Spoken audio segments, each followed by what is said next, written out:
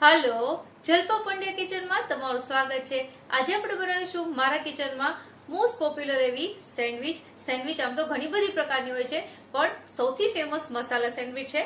તો આપણે આજે એનો મસાલો પરફેક્ટ કઈ રીતે બને એ શીખીશું, કારણ કે મસાલા સેન્ડવિચ છે તો મસાલો સારો હોય તો જ સેન્ડવિચ સારી લાગે છે। તો ચલો રેસીપી સ્ટાર્ટ કરીએ અને બનાવીએ મસાલા સેન્ડવિચ। સેન્ડવિચનો મસાલો બનાવવા માટે મેં અહીંયા એક પેનમાં 1 ટેબલસ્પૂન જેટલું તેલ લીધું છે। તેલ થોડું ગરમ થાય પછી આપણે પિંચ જેટલી હિંગ નાખી દઈશું અને 1/4 ટીસ્પૂન જેટલી હળદર નાખશું અને 1 મોટી ચમચી એટલે કે 1 ટેબલસ્પૂન જેટલી આદુ મરચાંની પેસ્ટ નાખીશું અને 1 મીડિયમ સાઇઝની ડુંગળી નાખીશું। આ બધી વસ્તુને આપણે સોતે કરી લઈશું। ડુંગળી તરત પાકી જાય એટલા માટે આપણે મીઠું નાખી દઈશું સ્વાદ પ્રમાણે અને હવે 1 ટેબલસ્પૂન જેટલો ગરમ મસાલો નાખીશું। ગરમ મસાલો જ્યારે તમે વઘાર કરો ત્યારે નાખો તો સુગંધ ખૂબ જ સરસ આવે છે અને આ બધી વસ્તુ છે એ ડુંગળી પાકી જાય ત્યાં સુધી આપણે 2 થી 3 મિનિટ આવી રીતે ચલાવતા રહેવાનું છે।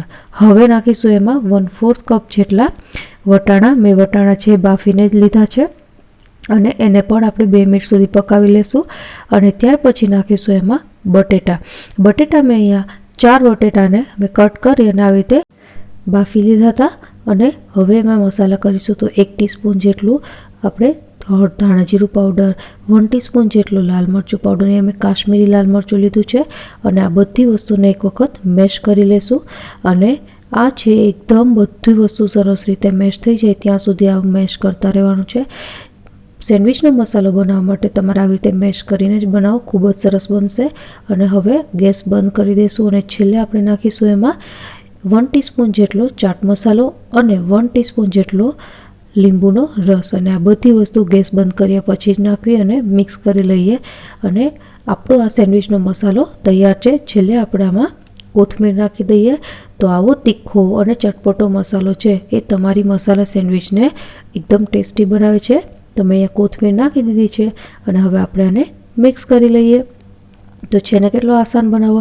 હવે આપણે આમાંથી બનાવીશું આપણી મસાલા ટોસ્ટ સેન્ડવિચ માટે આપણે જે વ્હાઈટ બ્રેડ યુઝ કરીએ છીએ મેં એ જ લીધી છે અને આપણે હવે એની ઉપર પહેલાં ગ્રીન ચટણી છે એ લગાવી લઈશું। તમે ગ્રીન ચટણીની રેસીપી મારા ડિસ્ક્રિપ્શન બોક્સમાં દીધી છે, જોઈ શકો છો। ત્યાર પછી આપણે આમાં જે મસાલો આપણે બટેટા વટાણાનો બનાવ્યો છે એ લગાવી દઈશું અને ત્યાર પછી ઉપર આપણે આ બીજી બ્રેડની સ્લેસ રાખી અને આવી રીતે તમે કરી શકો છો જે રેગ્યુલર। અને એક બીજી રીત છે કે જેમાં તમે ચટણી અને મસાલો નાખી અને ત્યારબાદ ક્રંચ માટે અહીંયા મેં પોટેટો ચિપ્સ નાખી છે। તમે પોટેટો ચિપ્સની જગ્યાએ મસાલા સિંગ પણ નાખી શકો છો કે સિંગ ભુજિયા પણ નાખી શકો છો, એ ખૂબ જ સરસ લાગે છે। અને જો તમે ચીઝ સેન્ડવિચ ખાવા માગતા હોય તો ચીઝ સેન્ડવિચ પણ આવી રીતે આની ઉપર જ ચીઝ નાખી દેવાનું તો ચીઝ સેન્ડવિચ પણ તૈયાર થઈ જાય છે। હવે આપણે આને ટોસ્ટ કરી લેશું। તો મારું ટોસ્ટર છે એ મેં પ્રીહીટ કરી લીધું હતું 2-3 મિનિટ પહેલાં અને હવે બંને સાઈડ આપણે બટર લગાવી દઈશું અને આપણે આને એકદમ ગોલ્ડન ક્રિસ્પી થાય ત્યાં સુધી ટોસ્ટ કરવાની છે। બટર લગાવવાથી સેન્ડવિચ એકદમ ક્રિસ્પી થાય છે અને હવે આપણે એને ટોસ્ટ કરવા રાખી દઈશું। તો અહીંયા આપણી ટોસ્ટ સેન્ડવિચ છે કે મસાલા સેન્ડવિચ રેડી છે। તમે જો એકદમ ગોલ્ડન બ્રાઉન કલર આવ્યો છે તો આ એકદમ બહારથી ક્રિસ્પી અને અંદરથી તીખી અને મસાલેદાર આપણી મસાલા સેન્ડવિચ રેડી છે।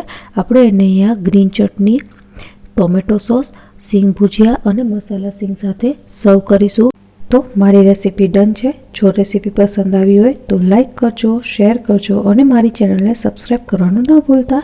મળીએ નવી રેસીપી સાથે, ત્યાં સુધી બાય બાય।